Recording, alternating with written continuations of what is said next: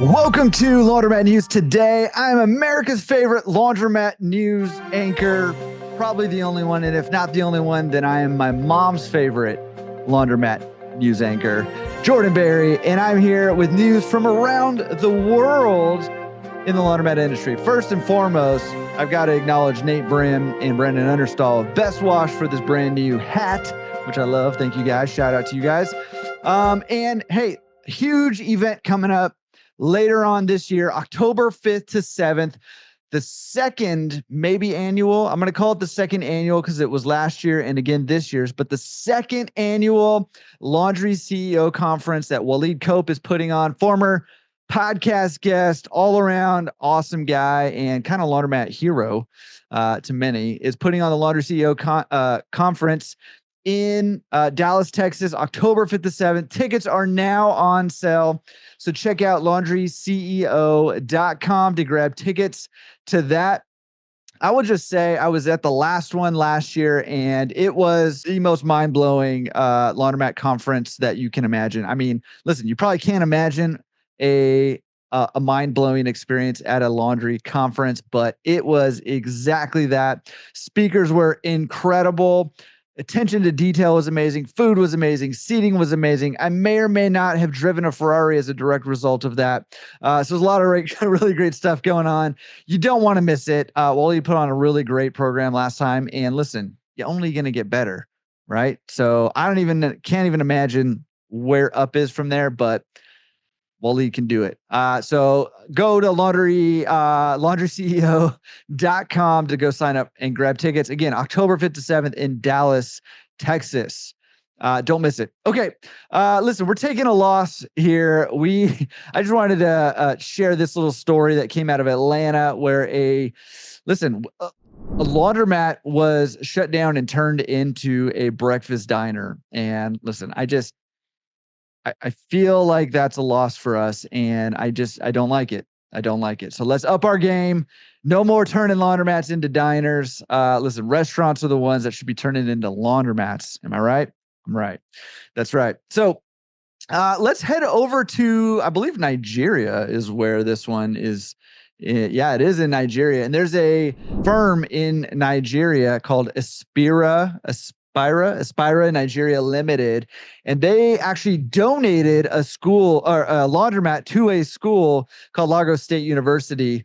And I just wanted to highlight that. I don't know. I've never heard of anybody donating a laundromat to anybody else. So props to Aspira Nigeria Limited for donating a fully furnished laundromat to Lagos State University. And congrats to Lagos State University for getting a laundromat. Do some great stuff with that. That's a self-serve laundry happening over here. And while we're international, let's keep it there and let's head over to Korea, where the number one Korean laundry franchise called Clintopia is doing their first startup briefing. They're doing some workshops to share management know-how and technology that's been accumulated. They're doing 8 of these around Korea, in Seoul and a bunch of other places that I will not try to pronounce because I will butcher it. Even pronouncing Seoul was a little risky for me, but pretty cool stuff going on in Korea and in the laundry industry. And Clintopia, they're crushing it. That franchise is crushing it out there. They've got a ton of locations doing really cool stuff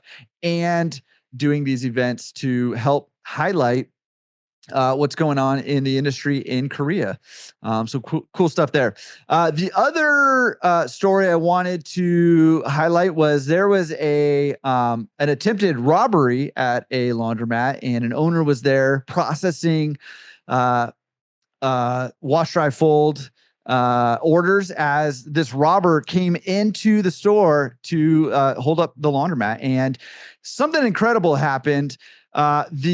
The robber came in armed robbery with a gun and demanded payment from the owner of the store who was processing laundry. And according to the news article, the laundry owner did not even look up, and he just continued processing the laundry order. And as the robber escalated more and more and more, the owner really just kept processing the laundry, folding the laundry.